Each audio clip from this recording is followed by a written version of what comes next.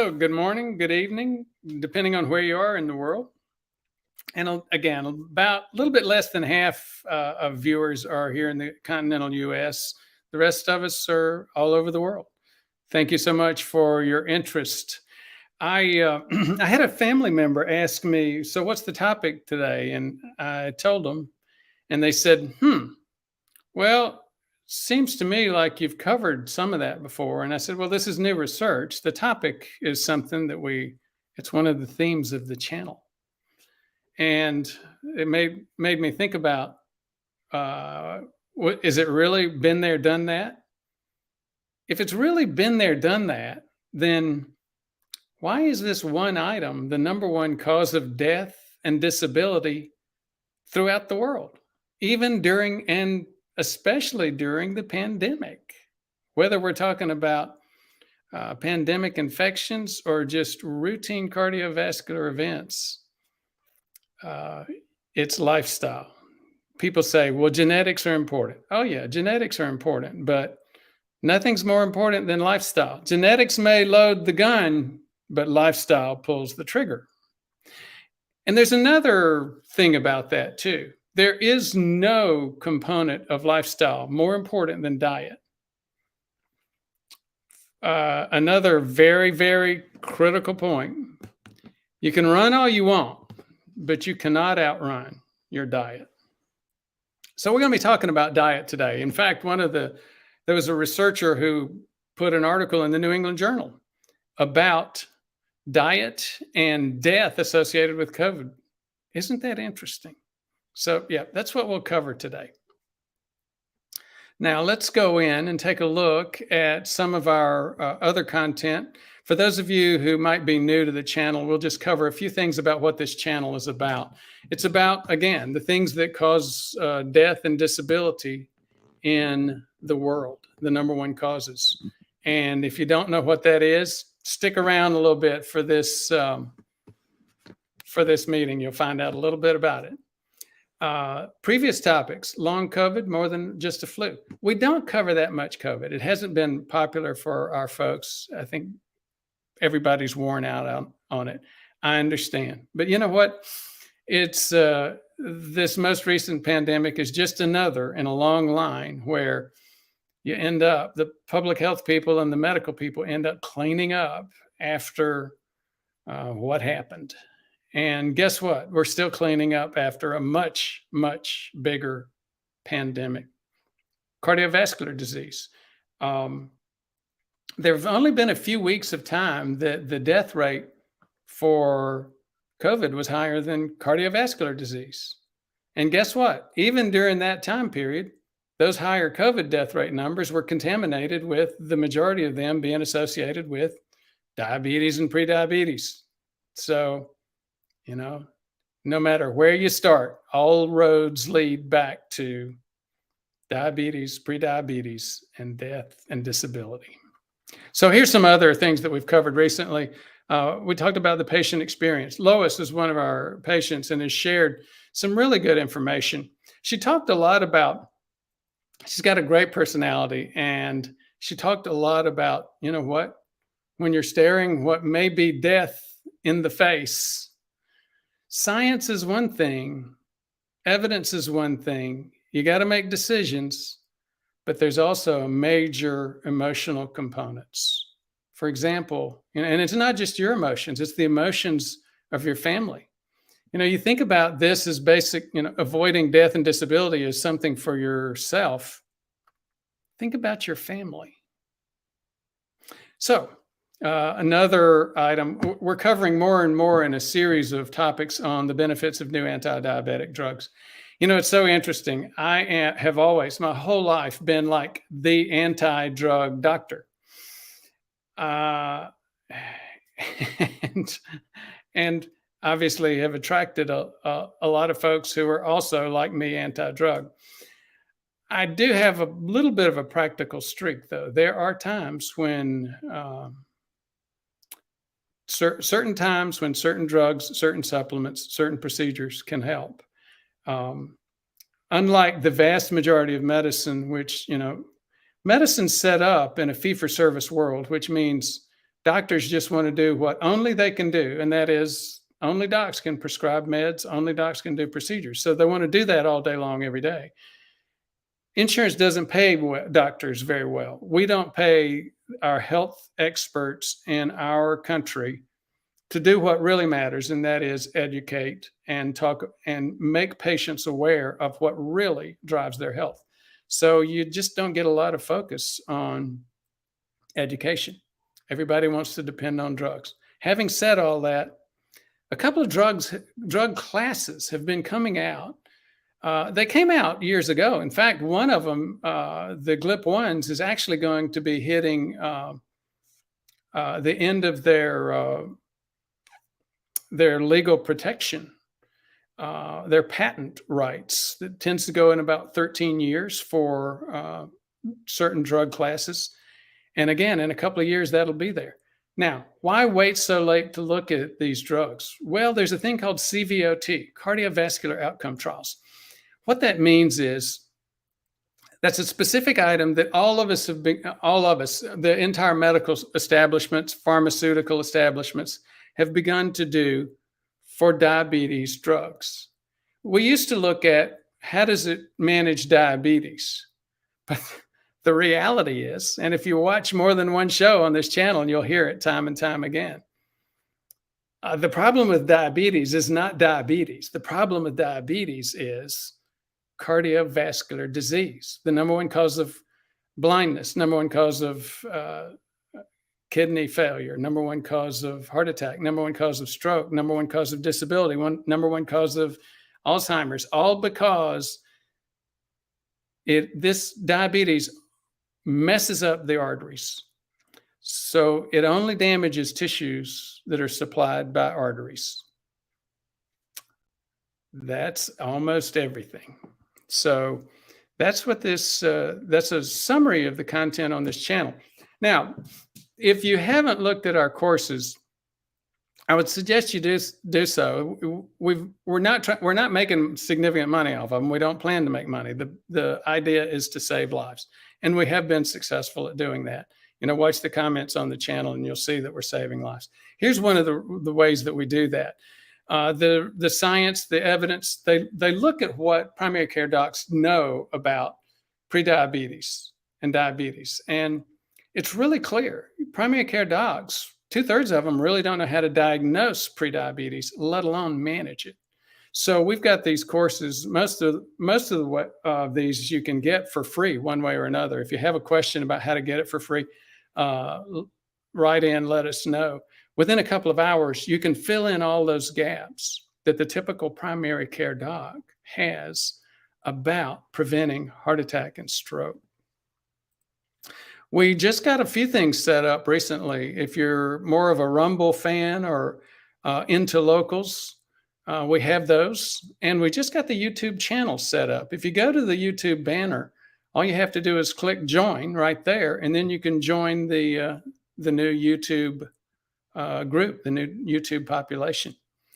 We've already had several people do that, and thank you so much for getting that done. I am going to skip over next to the short form content for today. Now, this was an article in the New England Journal of Medicine, came out of Qatar. And here's the thing. I'll just read. So, robust protection from previous infection against hospitalization and death by reinfection. So here's the thing. It's titled Protection Against the Omicron Variant from Previous or by Previous SARS-CoV-2 Infection. Here's what we expected. So many people were hearing that, with the changes into Omicron, you're going to get a lot of deaths. They're not, prior infections just not going to help. The vaccines aren't going to help, et cetera, yada, yada. Well, that's not what we're finding. In fact, there have been many places where the new infection rates with Omicron have been as high as they ever have been. However, hospitalization rates have not. So on this study, over 2 million subjects were included. No reinfection resulted in death, and effectiveness of natural infection against severe, critical, or fatal COVID from Omicron was almost 88%. Now, they didn't go into comorbidities and they didn't adjust for age. It was just a very, very interesting and worthwhile factoid that appeared in the New England Journal.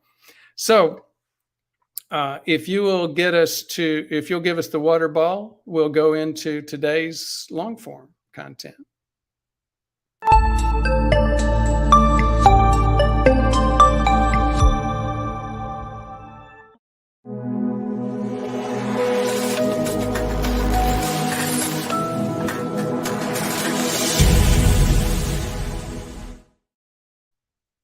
So today's title, The Worst Food Ingredient for an Immune System. Given what we've said already, I bet you can guess what it is. The worst food ingredient for your immune system, especially during COVID.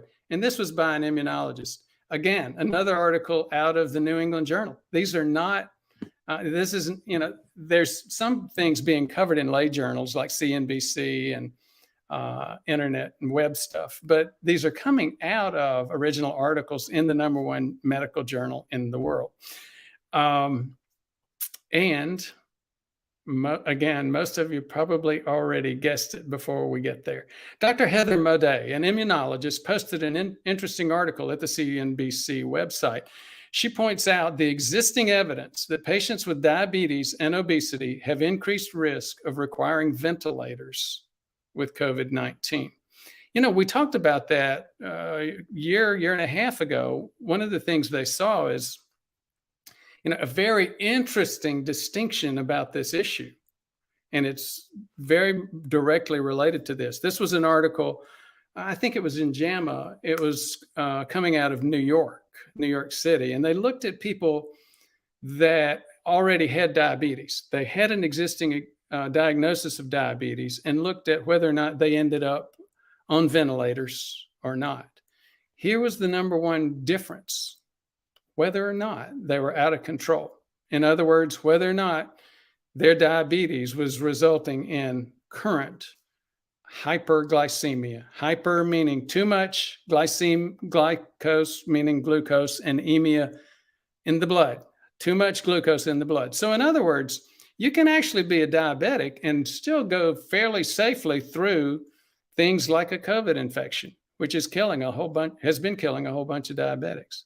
How? Keep your diabetes in control. Now, how do you do that? Well, let me get back. Let me quit ranting and get back to the script.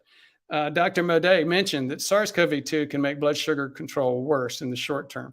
It binds to the beta cells of the pancreas.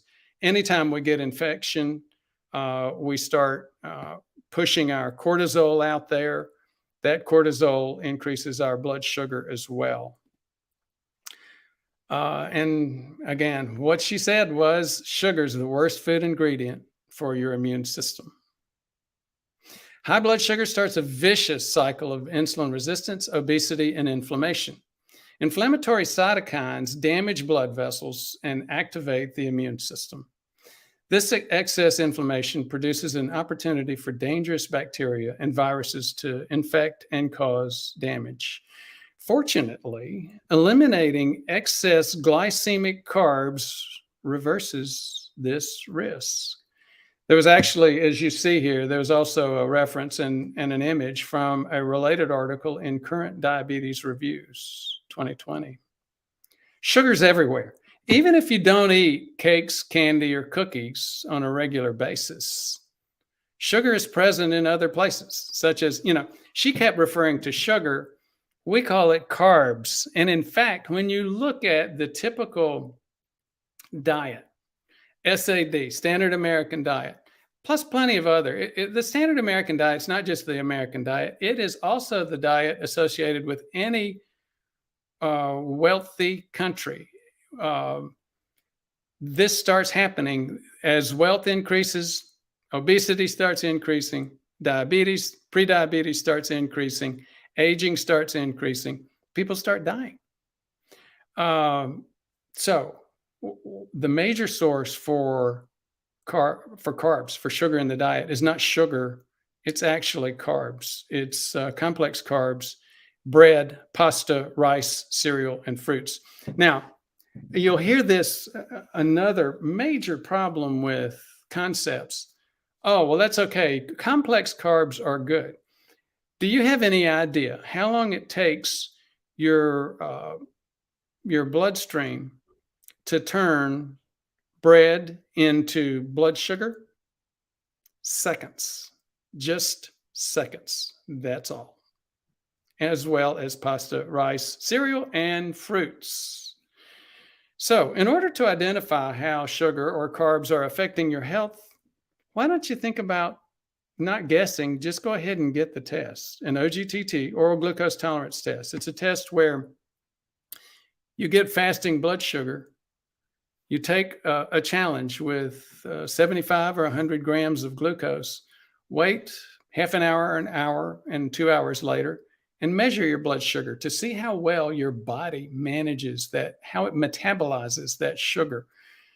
As we age, we tend to get more and more problems where the sugar does not go anywhere. It just stays in the bloodstream and it burns our arteries. It's called an insulin survey when you add insulin to that test and get insulin at fasting 1 and 2 hours, because it's important to know how much insulin your body's able to make and how well your body is responding to that insulin. Now, here's some other, again, very practical suggestions to think about how to manage this. I mean, we're all, not all of us, but a whole lot of us are addicts. You know, I'm from the deep South. I grew up addicted to sugars, sweets, desserts. Blackberry cobbler was one of our seasonal favorites. My favorite birthday, Bart just mentioned my birthday recently this week. And yes, I did. I splurged and I had a little bit of my favorite dessert. I had a half a piece of coconut cream pie. And I used to just eat a lot of that when we could get it, because it was always my favorite. I had all of these ideas and thoughts and addictive habits around sweets. Speaking of addictive habits, you couldn't get something like, I couldn't get coconut cream pie that often, but I grew up in the South. I could get all of the sweet tea that I wanted. And these sweetened drinks are a major addictive issue for many of us. So how do we get out of that addictive problem? How do we start finding the hidden things that are destroying our health? How do we start dealing with it? Well, I work with patients on this issue all day, every day. The first thing is a very, very simple thing. And believe it or not, I learned it at Toyota. All of us learned some version of this long ago. The first thing to deal with a problem, to make a difference, is to assess the situation. Find out where you are right now. And in terms of this issue, the situation is, okay, how many carbs am I actually eating? And it would be, I will put out a, hey, make a guess kind of comment. Guess what portion of my patients, I'm not even talking about the real world, the rest of the world. I'm talking about fairly rarefied air of people that will listen to somebody like me talk about something like this and get real technical on a regular basis, and then pay significant money to come see me talk about their own medical issues. Guess what portion of those folks have actually counted the amount of carbs that they eat on a regular basis? Now, again, my typical patient's not 4 years old, not 10 years old, not 20 years old. It's a middle-ager. So these folks have had 50, 60, 70 years, 40 years to do at least one exercise in counting the carbs that they eat. Step number one, assess the situation. It sounds so obvious, but how often do we actually do it? So then step number two is find something obvious that you can actually impact. For some people, it's, okay, I hate giving up sweet tea, but I'm going to give that up. Or, you know what? bagels are my issue. There was a fellow named Old Alabama Gardener. He came, he's done several videos for us, and he's done several videos on his own channel. He said, Doc, overall, I tend to watch my carbs, but here's my downfall. Corn chips. I can just sit in my bed and eat a whole pack of corn chips. I love them. Doritos. And it's like, He cut those back. He was 80 at the time. He was not heavy. I mean, you look at his channel, his channel was all about gardening. He was athletic for an 80-year-old.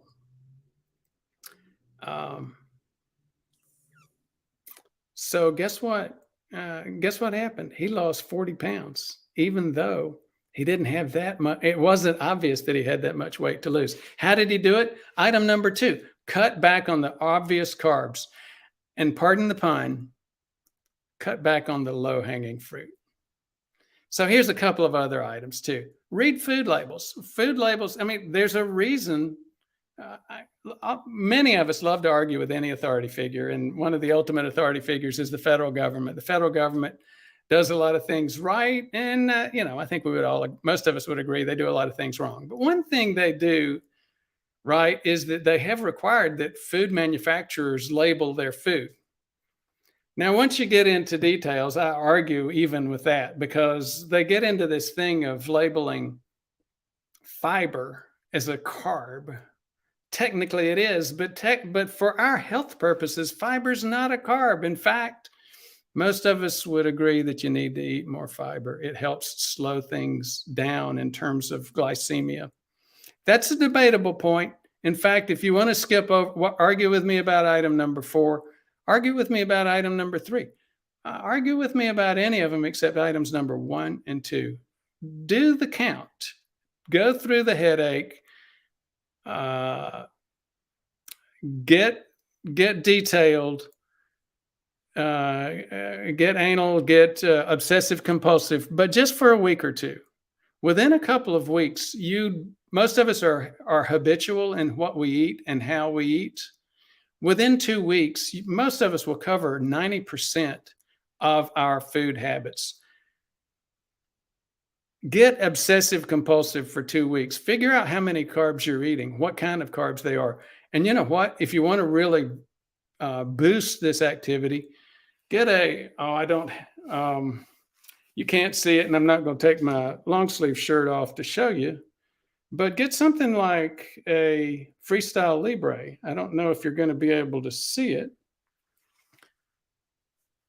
but you just click it and it will show you your blood glucose. Mine is 77 right now, by the way.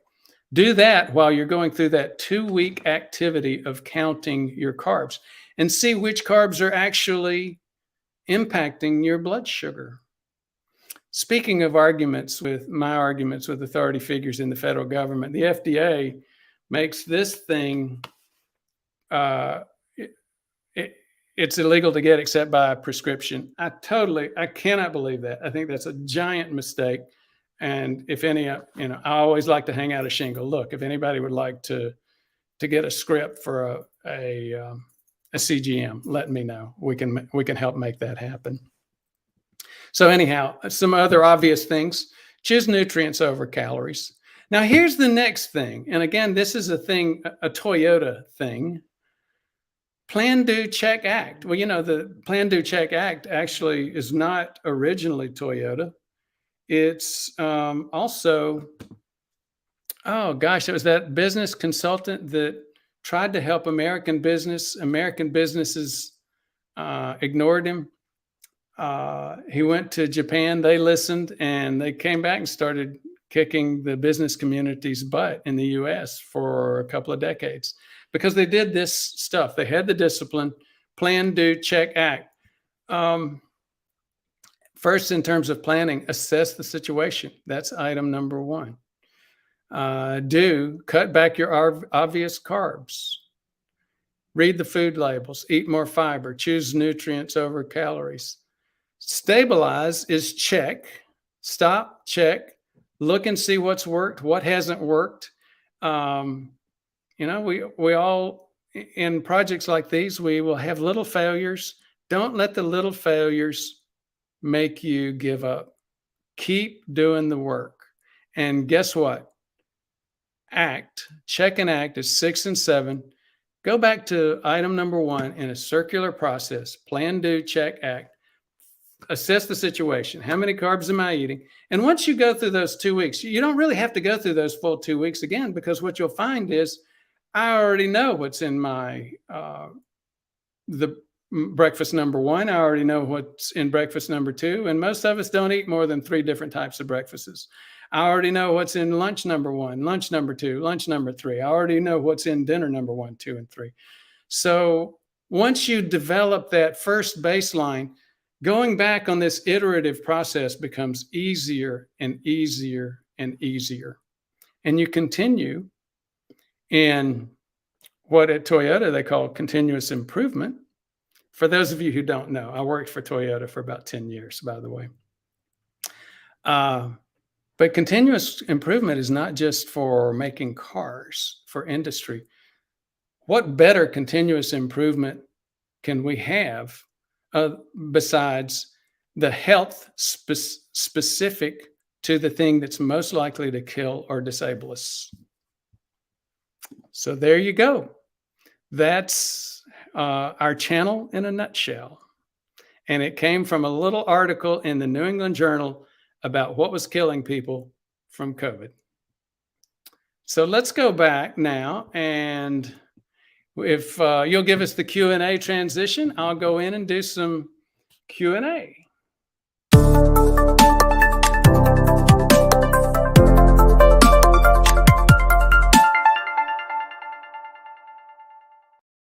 So here's a set of initials that might ring a bell. JFK. Glad to have you, JFK. E.T. himself. This should be a good one. Thank you so much, E.T. And as I responded to E.T., I had a family member say, been there, done that. Well, we've been there. Yes, we recognize many of us recognize the problem. Unfortunately, the vast majority of us don't. I have to tell you, I talked with an individual recently that owns one of the largest healthcare systems in the world, focused on prevention, primary care. And I get an opportunity to do this because of some of the activities that I have. The individual and I were talking about diabetes, and one of the comments that he made was, you know what, I knew that diabetes was serious, but as you continue to bring it up, I didn't know it was that big of that serious. So again, it's like so much of our world just we're like the frogs boiling slowly in water. We just get used to this problem and fail to recognize it's an issue. Meanwhile, something like a pandemic comes around of an infectious disease. We really give that a lot of attention and continue to fail to give attention to the thing that's killing us. So anyhow, I'll try to get off of that rant podium, but maybe not too hard. Bart Robinson, happy birthday, Doc. Yes, it was my birthday this Monday. It's June. I turned 65. I became eligible for Medicare here in the United States. Another rant, an issue about healthcare finance and healthcare cost related stuff. So I took all my healthcare, my new insurance, Medicare insurance, over to the pharmacy at the first of the week. Said, I want to make sure you get all of this. And I've been sort of skimping on some of my drugs, which I know better. Don't beat me up on it, but I was like the NOACs, and we can talk about that later. So I said, yeah, this is going to be great. I'm getting on Medicare. I can afford my new meds. And so I saw my doc. I actually saw one of our docs, Ryan Rayner. down at the Alabama Project. He did a Welcome to Medicare exam. We got all that set up. He entered the prescriptions. I came back. I got them filled, and I was disappointed. The drug costs, the copay costs, did not seem significantly different from what we've been paying on an old, beat-up Cobra plan. And then it went from Cobra to a self-purchase plan. And when you purchase in the United States, you're purchasing with the buying power of one. And in healthcare, buying power is a huge deal. So we just didn't have a good plan the past few years because of my multiple retirements and changes in what I do. Well, I got home and Janice pointed out, well, you ding dong, he put it on the old plan. So I took it back. I got three times the amount of drugs, and they still owed me money back from what I had paid earlier on the copays for 1 month. So healthcare costs and the healthcare systems are just so messed up in the US. Anyhow, like I said, I'm going to try to not do too many rants and raves. Let's see if we've got some questions here. Oh, so Bart was telling me where you got my birthday. Okay, Leo Acapulco, happy birthday. Always good to celebrate. Yes, like I said, we did celebrate. We went to a local, at my request, we went to a local steakhouse. It's interesting, even when I was avoiding meat, I always liked that place. It was good. And I've always liked steakhouses. And here's why. Good steakhouses usually have the best salads. So I, as usual, I didn't order a steak. I did have some of my, one of my family members. I had a couple of bites, but I had a salad with a couple of refills on one of my favorite salads here in town. And like I said, just a half a piece of that coconut cream pie. Thank you so much, Leo. Billy the Kid Lawrence, did you really reverse your plaque? Now, that is a great question, Billy the Kid. Let me go down that path for a few minutes. There are people that have reversed plaques. I'm not the only person that's done it, and I'm not the only person that talks about it. It is real. If you don't believe me, I mean, I've got some pretty good credentials. I used to teach this stuff at Johns Hopkins, and many of us, well, those of us at Hopkins always gave Harvard credit as being the Harvard of the North. I mean, the Hopkins of the North. For those of you who don't get it, it's sort of a sarcastic, backhanded compliment to Harvard.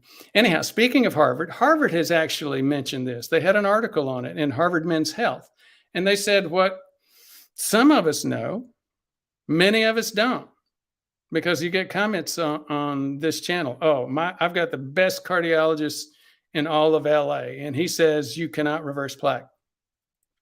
Either A, your cardiologist doesn't know this, which is really common. A lot of cardiologists don't. Or B, there was some technical confusion. And let me, I'll deal with the technical confusion in just a minute. But first, let me quote that Harvard article about reversing cardiovascular plaque. He said, yes, we've seen it. It happens. It's not impossible. The places we've seen it are people that have lost weight, major weight, like 30 pounds or more. And guess what? I've seen more people on this channel that have lost 30 pounds or more than in any other setting that I've worked in. And again, like I said, I'm 65 years old. I finished my medical degree at age 21. So I've been in a lot of different medical settings. A lot of people that watch this channel have lost 30 pounds and more. And so that's one of the areas where you tend to see a potential for actually decreasing cardiovascular plaque. Now, the second place where you tend to see cardiovascular plaque, I always remained thin. So that wasn't what happened with me. In fact, I hated to admit it. And it comes up to this discussion about drugs. In that Harvard article, they said the second place where you tend to see reversal of plaque, it's where someone that had never taken a statin actually starts taking a statin. So, I got beat up There is Ken Berry is very, very popular. He's in rural Tennessee. He's got a lot of that good old boy to him. And I've read his book, and he does a lot of good for a lot of people. He commented on that article saying, or that video saying, well, Doc, you relied on a drug. I didn't rely on a drug. I've stayed thin almost all of my life. With a couple of exceptions. The highest, the heaviest I've ever gotten was 180 pounds. And again, we'll talk about that in other scenarios. Let's get back to that article. They said the places where you tend to see reversal of plaque, loss of major weight, and they were talking about prisoners of war, but again, I see it a lot with these channels or with this channel population. People that have gotten too heavy and focused, dropped their carbs, started some intermittent fasting, and lost 30 pounds or more. One of them lost 150 pounds. And he came on and shared that. He's come on many times and shared that with the audience.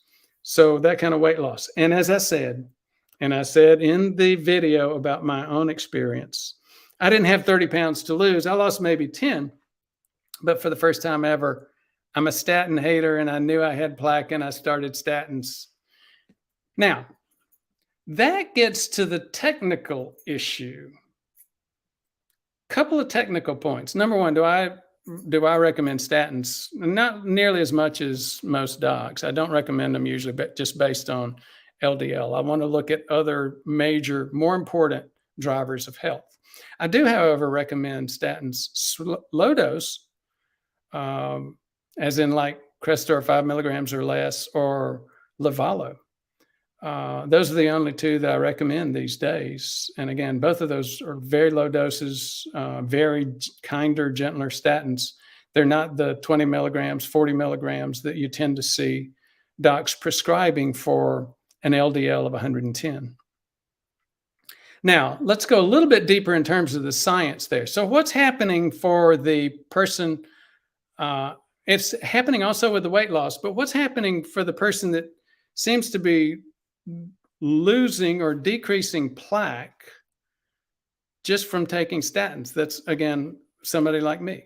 First of all, it's unusual. But second, here's what's happening. When you look at a plaque is more than just small, dense, oxidized LDL particles that have gotten trapped in the artery wall. First of all, it's in the artery wall. It's not inside the lumen of the artery. The second thing is this issue of inflammation. So if you have that process going on and it's remaining active, you have plasmacytes, macrocytes, polymorphonucleocytes. I'm giving you a bunch of technical names you don't need to remember, but your immune system knows that plaque is not supposed to be there. It knows that small, dense LDL, oxidized LDL particle is not supposed to be in that artery wall. And so it goes in, it discovers that, and it does what it always does when it discovers something that's not supposed to be there. It releases enzymes. Those enzymes then start digesting or trying to digest the plaque. Well, when that happens, those enzymes also pull in more more macrocytes, more polymorphs, more immune cells. Those immune cells get triggered. They release more enzymes, and all of this also creates liquid. So that's what inflammation is. That's what inflamed plaque is. So I'm going to take a digression off of that digression, Billy the Kid.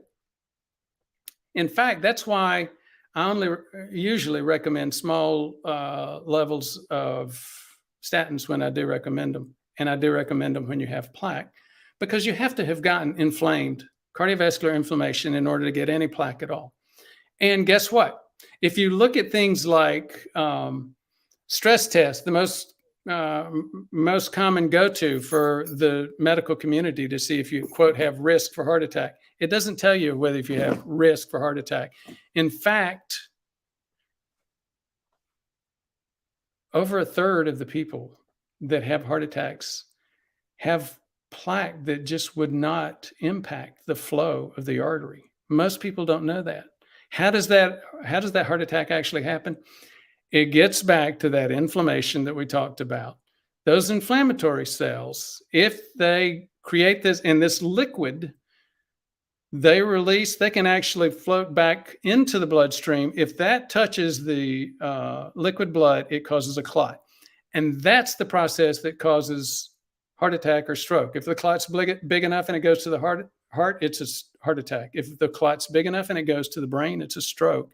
If it's microscopic and it goes to one of these areas, it can still just take microscopic bites out of your heart tissue, your brain.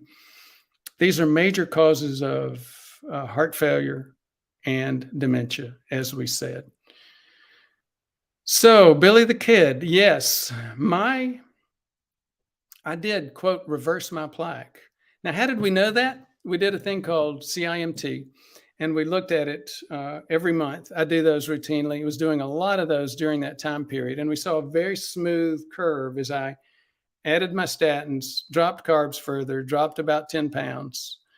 And what happened was my plaque was doing this, shrinking.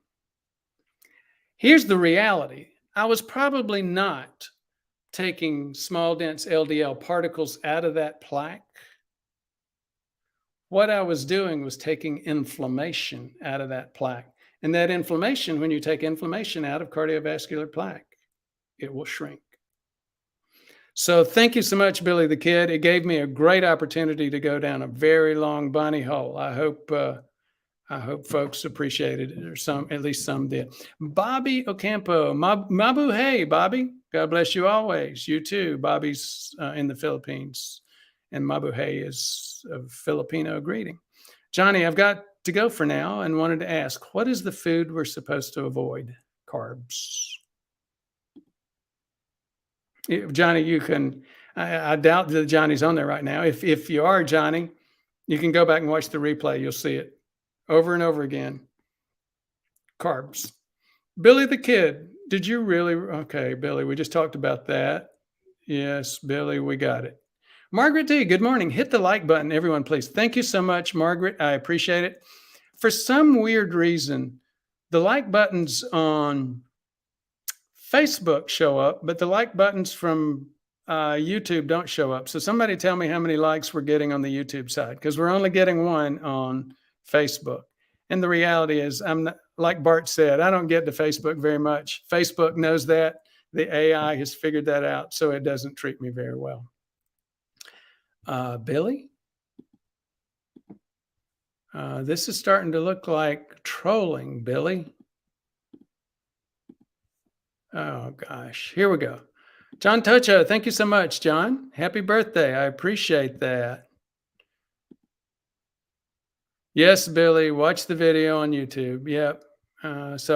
Guys, Billy's got about 30 of that repeats of that same question, so I'm trying to jump over those now. And thank you, John. I appreciate that.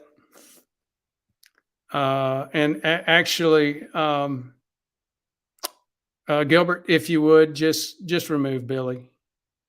Thank you. Okay. So, tired looking for name. Thank you so much. This is called a super chat. Basically, it's a way to contribute. If all you have to do is look at the comments on the channel, and you see, yes, we are saving lives, and we're not just saving lives in our home country, the U.S. We're saving lives all over the world, because this information is just not that clearly out there.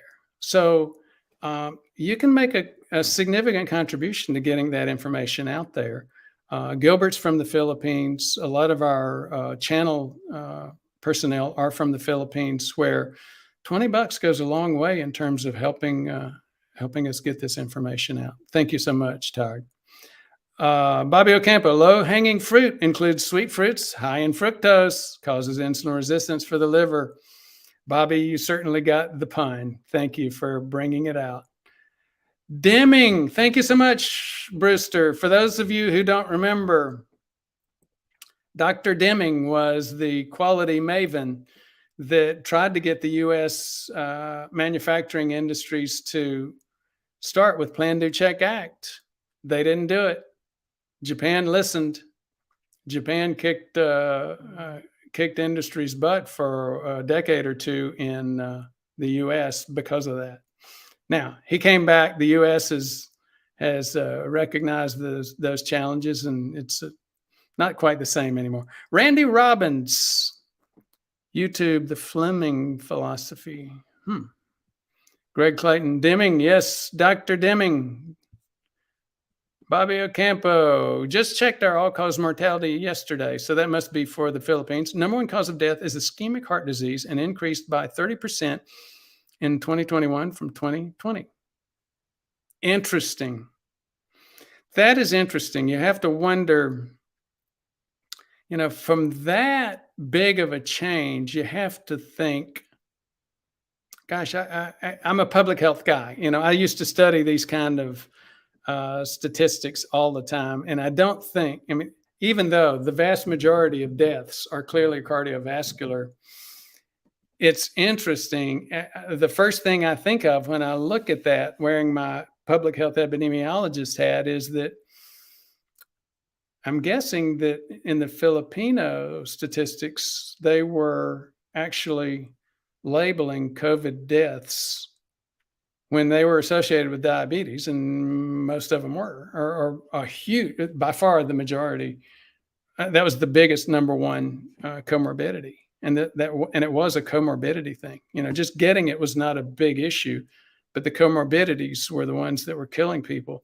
And by far the number one comorbidity was this. So it makes you think, as an epidemiologist, they were actually labeling those COVID comorbidity deaths as cardiovascular disease, which was probably the right thing to do. William Brewster, what a good snack at night. What's a good snack at night to take the edge off after dinner, but a few hours before bedtime? I'm a little burned out on walnuts and avocado. Walnuts and avocado are good for a snack. Have you ever looked at time-restricted eating? It's sort of an age-old thing to get a snack. In fact, a snack for the kids when they have Bible school, a snack for people when they come to meet, have snacks on the table for meetings, where people are just eating like 6 and 7 times a day. If you haven't read the series of books by Jason Fung, it's worth reading. Eating snacks is not always the best thing. It may be comfortable, it may be fun, it may seem or feel like the right thing, but think about it and look at the health impacts. So, yeah. And Walter Longo, Longo, Valter, Longo. And there's another fellow, I'm blanking on his name, who really focused specifically on time-restricted eating. One of the recent Nobel Prizes in medicine just a few years ago was on this issue of squeezing that timing, because what happens is it may seem uncomfortable to only eat a short window of the day, but guess what? It's far, far healthier. It stimulates, when you look at the biochemistry, the metabolism of our body, restricting that window, time-restricted eating. Many people label it very same thing as intermittent fasting. They'll get up and they won't eat breakfast. That's the most common version of it. They just eat lunch and dinner. There was an article in the New England Journal the day after Christmas, I think it was 2018 or 2019, New England Journal. And it went back and it looked at all of that research and it said, you know what? It's really clear now. It's not just a crazy internet doctor thing or a crazy community urban legend. Intermittent fasting is a big, big deal for health. And in fact, it went back and looked at all of the old caloric restriction data, and it said a lot of that came from animal models. And in the animal models, like rats in a cage, you might call that they may have called that caloric restriction, but it was really intermittent fasting, because you got those mice there, you got other mice there, you pour the kibble into the cage, they eat it all within 2 minutes, and then they don't eat again until the next day. Talk about time restricted eating. And those things had huge positive impact on the lifespan, as in like adding 50% or more to the lifespan of lab animals, and it's been demonstrated for humans as well. So sorry, William, I'd love to give you some good suggestions for a snack, but the worst time you can eat is a bedtime snack. You go to bed, you've got fresh food on your stomach. It not only does it not improve your metabolism, it screws up not only your metabolism, but your sleep as well. CE Sturdy, result of booster, shortness of breath, high heart rate, and AFib, now warfarin and metoprolol, beta blocker, blood and rectum, extreme pain in arms, legs, numb hands. Thank you for sharing, CE. John Tucho, sometimes my GoodRx prices are better than my planned Medicare prices. That's interesting. And it's actually true. I've seen that too. We use a lot of GoodRx when we're talking with patients as well. And thank you for bringing it up, John, because it's surprising. As bad as healthcare finance is in the US and confusing, like that first story I shared, it is amazing how little people know about things. And most people don't even know what GoodRx is. GoodRx is a group that said, you know what, our business model is going to be to create those numbers. Remember, I mentioned that in healthcare, numbers, buying clout is everything. So GoodRx got together and said, we're going to get all of the people that we can. We're going to form a little club. And anybody that wants to join the club can join the club. And then we're going to go to pharma and the drugstores and say, we got a lot of people behind us. We're going to buy from you if you give us a better price. You know, but that's the way it works. So if you haven't used GoodRx, the next time you have a significant copay, ask them about GoodRx, or actually even look it up on the internet before you even go out there. Bobby Ocampo, Jason Fung is recommending to eat protein and fats first before carbs, and the glucose spike is lower. That's exactly right. That's not just Jason Fung recommending that. I think most of us recommend that. Okay, so we are coming close to the end of our show today. I think this is going to be the last comment. And what do you know? Dr. Brewer answered Billy the Kid's question.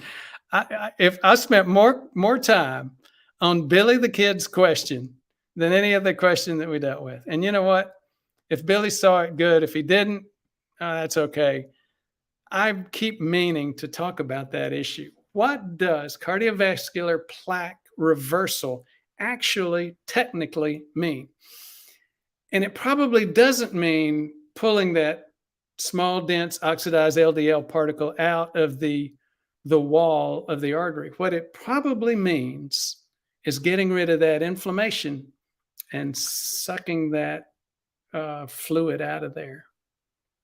So, but that decreases the danger. If you're not familiar with that, well, we did a whole video on it. It was called the Honda study, Honda, not Honda cars. Honda was the principal investigator on this. And he actually even showed computer visual assessment of the plaque in the artery. And he showed if you've got calcium in that plaque, in other words, you've pulled all that inflammation out, and you get what's called a little bit of calcification, similar to what you might get with scars. If you do that, the event rate plummets, just completely plummets. Oh, you know what? I misspoke. We just got about a couple of dozen more comments. Let's see what we can get through here today, guys. Billy the Kid Lawrence, there you go. Old Roscoe, CGM, have to say about coconut cream pie. Here's the thing. It's still barely topped 100. Believe it or not, it still barely topped 100 because I had eaten 2 helpings of salad, and it was like a little bit, it's like poisons. When I did a lot of work for industry, a lot of the work that I had to do is what's called toxicology, study of poisons, study of toxins. And one of the things you find out is one of the, there are axioms in this, like you can't outrun a diet problem, and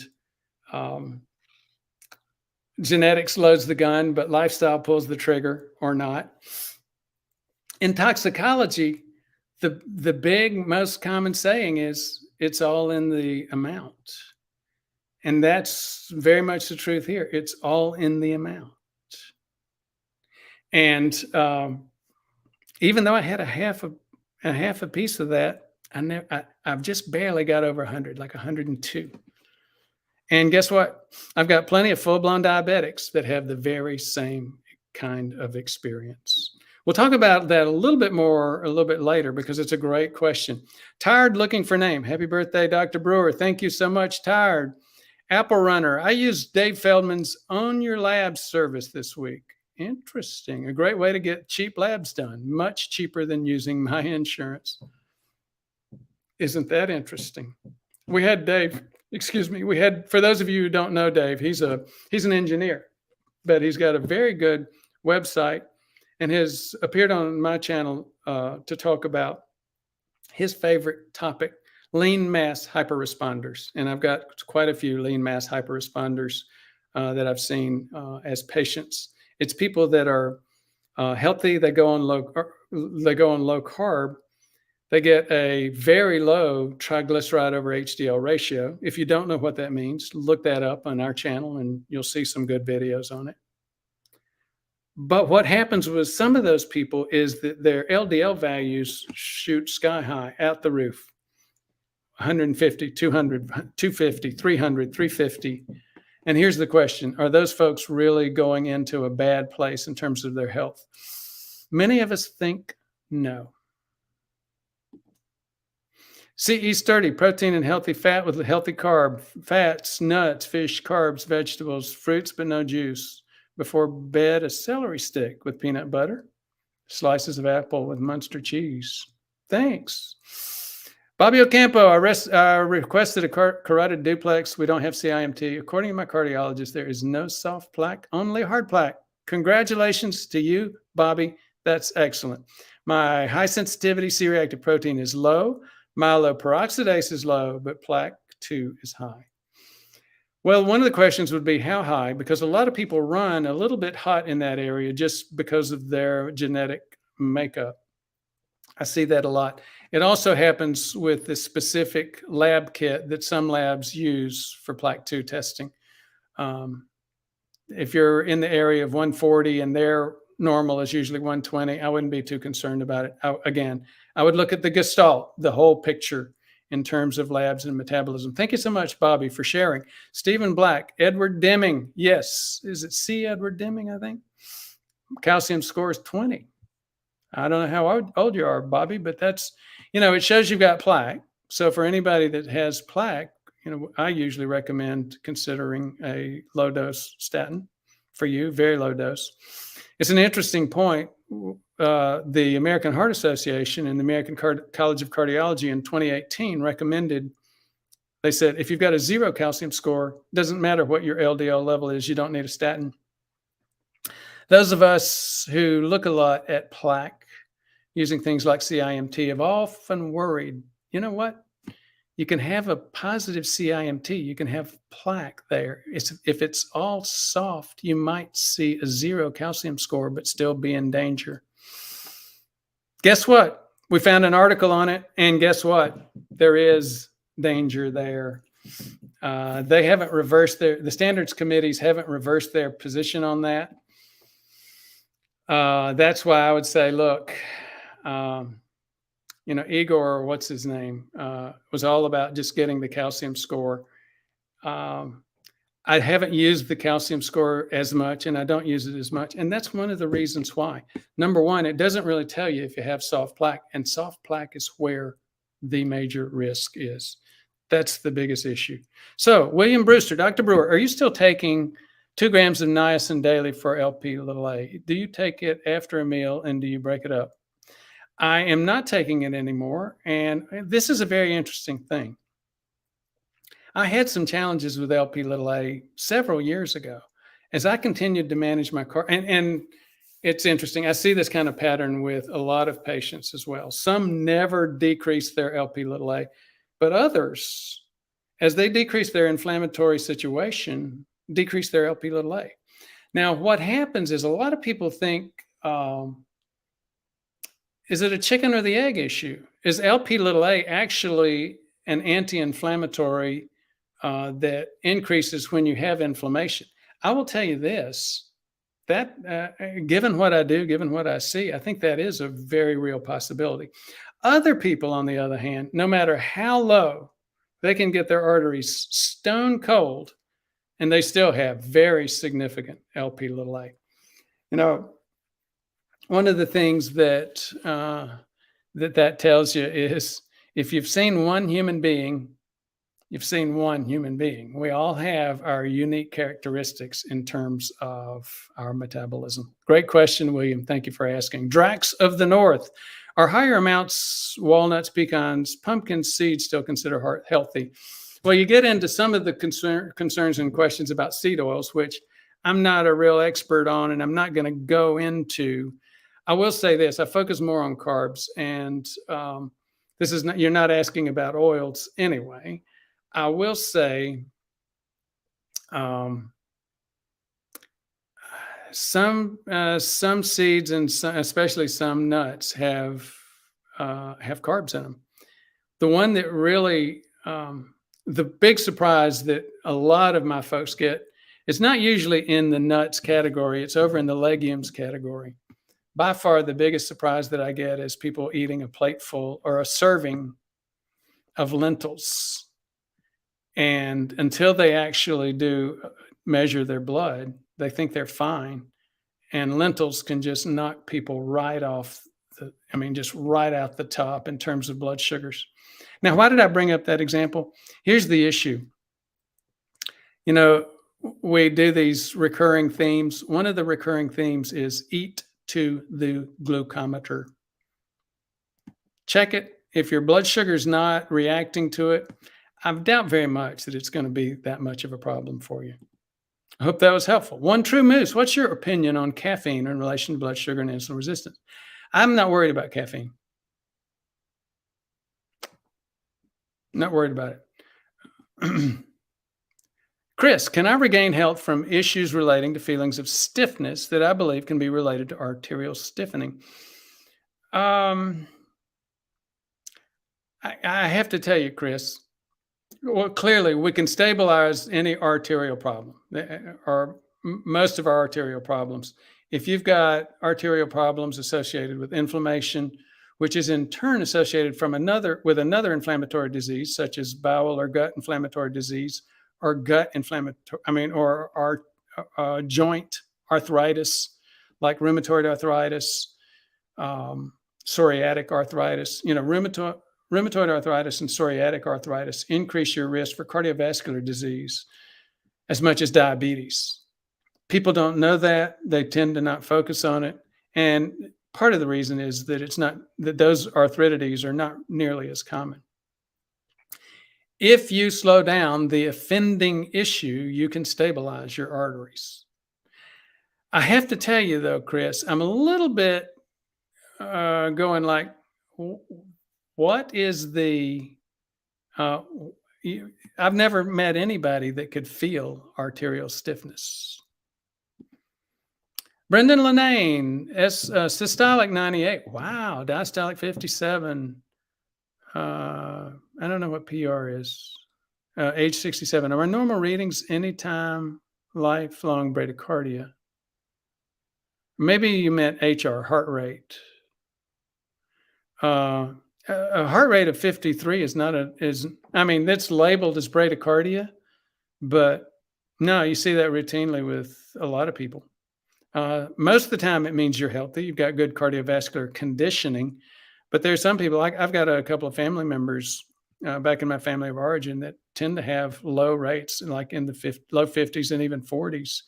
And it's not so much an issue of conditioning, it's just a genetic issue. Not sure if I should be happy or preparing for a pacemaker. I'm not either. And again, that's what I'm saying. For the most part, usually it means healthy and you should be happy, but not always. Salt in decaf coffee helps. Is this a bad practice? Well, especially if you're on, number one, I don't think decaf coffee is a problem. I don't think caffeinated coffee is a problem. Salt, they have the DASH diet and the feds talk about salt always being bad. I'm not going to take on the feds about that specific issue. I will say, though, that especially if you're on a keto or low carb diet, you tend to have a much higher tolerance and even need for salts, just for various metabolic reasons. I'm going to leave that item alone.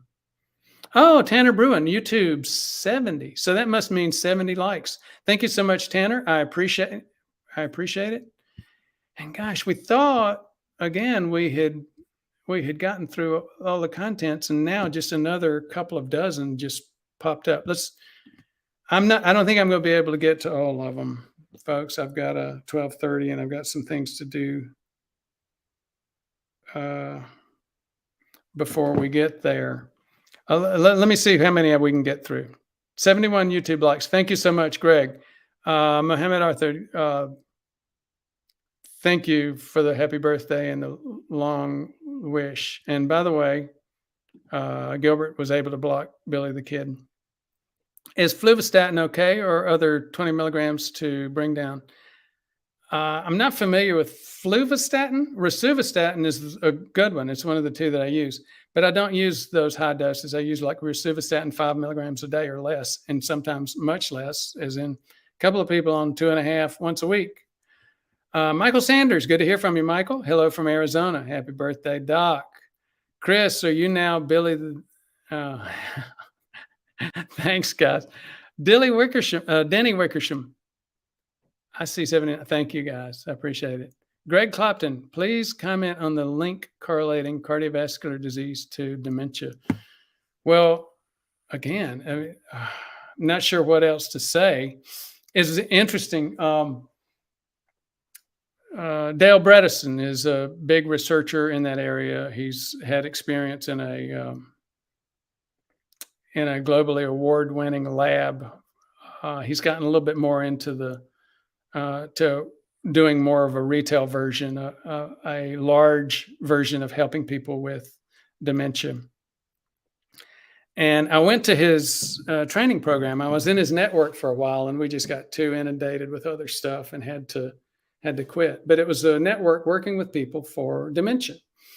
And my obvious focus was I dealt with all of the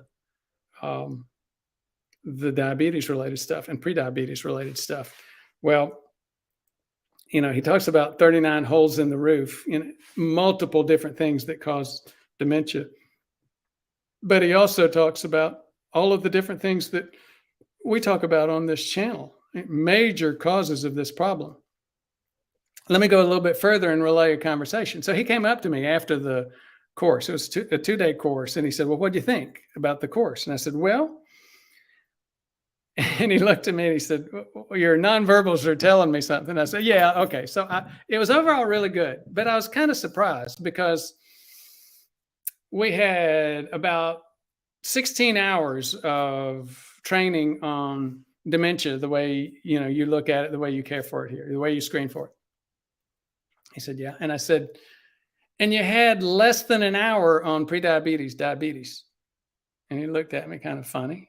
And I said, to me, my review of the science would be that at least half, thinking it was really a lot more, of dementia is associated with prediabetes. And he looked at me and he said, oh, I think it's a lot more than that. He said, I think it's all of it related to it. It's as a causative issue. He said, maybe you don't know this. And I did, but he went on to say, insulin is actually a part of forming memories. The mechanism that the brain cells use to form memories involves insulin. So his perspective was, he said, there's a thing called CNS, or central nervous system insulin resistance. And we see that just about every time we see dementia. And I had read on that. I knew that as well. So it was very interesting to hear him and have that conversation. But then he went on to say, he said, we're not the diabetes guys. And we will talk a little bit later. And, I shared that I am the pre-diabetes guy, one of the many pre-diabetes guys out there. And he said, we're really focused on the clinical issues associated with dementia, what to do about dementia, et cetera. So, it's like, if you don't understand the link between cardiovascular disease and dementia, it's the same as the link between cardiovascular disease and gum disease. The same thing causes both diabetes and prediabetes by far. Number one cause of dementia, stroke, heart attack, blindness, kidney disease, gum disease. You're starting to hear a pattern here. It's only the tissues that have arteries going to them. And by the way, one thing that I have to mention is all of these studies that talk about, there's just an unending amount of studies that talk about the link between diabetes or prediabetes and dementia. One thing that you have to recognize is even those numbers are way diluted. Why and how? Because none of the studies that link prediabetes to dementia are actually diagnosing prediabetes based on an insulin survey. Not one. So they have a whole bunch of people in the case group where they know they have dementia. They don't think they have prediabetes, but they actually do. So very, very interesting. Thank you so much, Greg, for sharing that. And in fact, for those of you who don't know, and pardon me for outing you, Greg. Greg is a doc, a senior management at a very well-known very good healthcare delivery program. Bart Robinson, I have to get out into the heat and do some serious yard work. Have a great day, everyone. Thank you so much, Bart. Enjoy that heat exercise. C.S. Sturdy on warfarin was told to stay away from green leafy vegetables. Even small amounts prevent, vitamin K. Not K2, vitamin K. Prevent INR from rising to 2.0. Chris, would I be right in thinking of crops of seeds and wheats, amongst other things, should be totally avoided? And can I do exercise without high carbs? And what carbs are better to utilize for exercise? Yes, you can do exercise. You don't need carbs for exercise. Everybody says that you do. Look at the facts, look at the science, and guess what? Try it yourself. There's plenty of people on keto diets that can run marathons, that do on a regular basis, that lift weights. Low carb diets do not preclude exercise. Old Cars, great site. Would like to see you and Dr. Rhonda Patrick. I'd love to do one with Rhonda Patrick. I'm a big fan. Dr. Bill Harris or Sachin Panda. If Sachin Panda, I think, was the other guy that I was trying to remember with time-restricted eating. He did an article, by the way, with Walter Longo on time-restricted eating. Dr. Steve Harvath, Dr. Longo, yes, that would be that and all. Yes, thank you, Olds. I appreciate that. And you're comparing me with some real luminaries there. Thank you so much. Old Roscoe, how are we supposed to feed 7.9 billion people and not use cheap, available carbs? That is a really good question. And it's a hard question. I don't know the answer to that. I will say this. I don't think anybody can argue that globally we are efficient with our food calories. We are both efficient and equitable. Just ain't happening. Chris, ideas for natural treatment for PAD.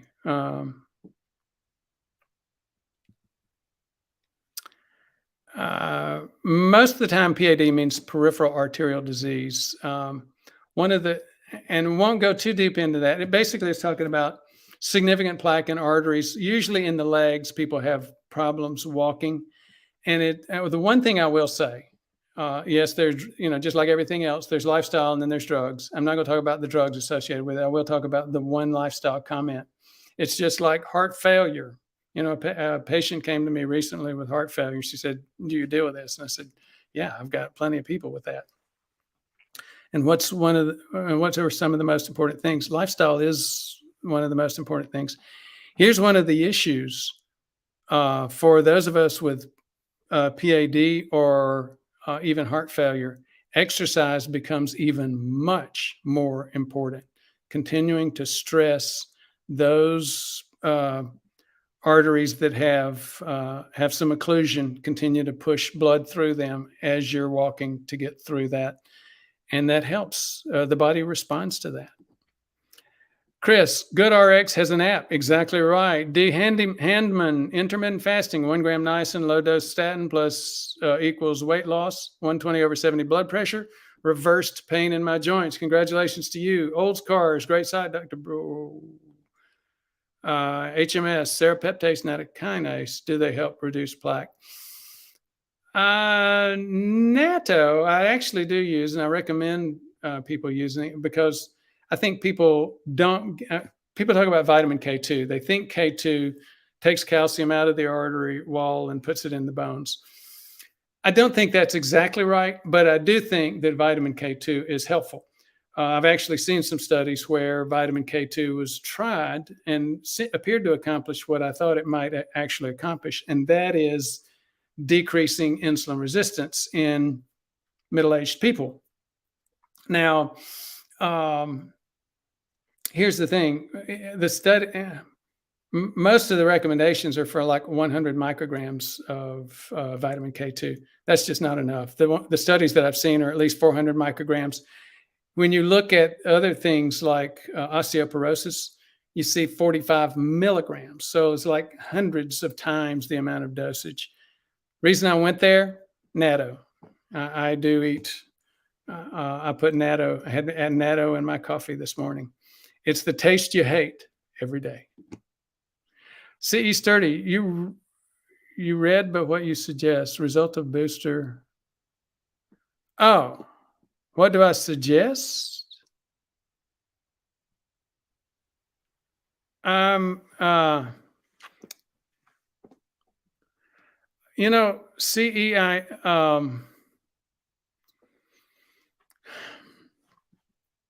I hate to say this. I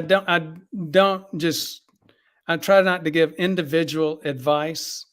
Somebody can say, well, I'm eating low carb, and I can say that's good. We want to eat low carb. Or they can say I'm taking a high dose of a statin, and I can say I don't usually recommend high doses of statins.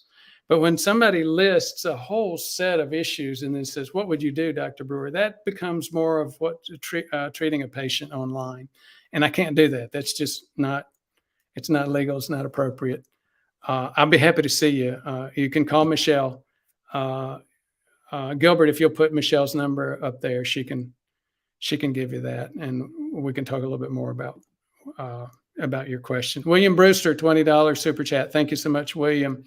I'm going to see if we can zip through some more. Drax of the North, good information. Thank you. Donating help insulin resistance? No, it doesn't. Lulich, Bob Lulich, sodium in processed foods is sky high. Yeah.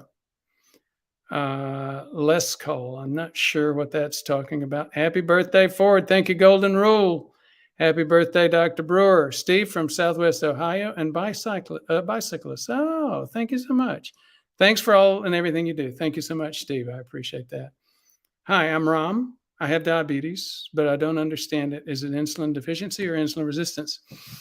Well, that's the question I would have for you, Ram. Type 2 is insulin resistance. And that's about 95% of the diabetes that we see out there.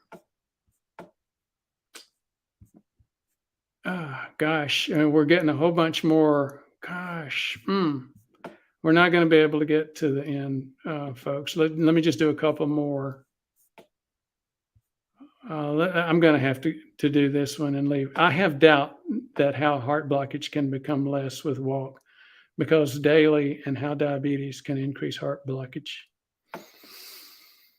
I have doubt that I can accurately interpret the comment. I think what you might be saying is, does daily exercise actually help? And it does. It's called collateral circulation. It happens. It's a known thing. Doctors are not going to argue with that. But the problem is, for most of us that don't understand the impact of diabetes and the impact of the carbs we're eating and the impact of the body fat that we have on our body and the impact of the inflammation, our continuing inflammation is outrunning our exercise. It's overtaking it. That's by far the most common problem. And again, folks, we just got a big, and this thing is doing it in big boluses, big dumps. We just got a couple more dozen comments, but I'm not going to be able to talk to them, address them. Thank you so much for your interest today. And if you had a comment and you wanted to raise it, we'll be back again next week. And we also have the channel. Sometimes we can get your response on the comments. Thank you so much. Bye-bye.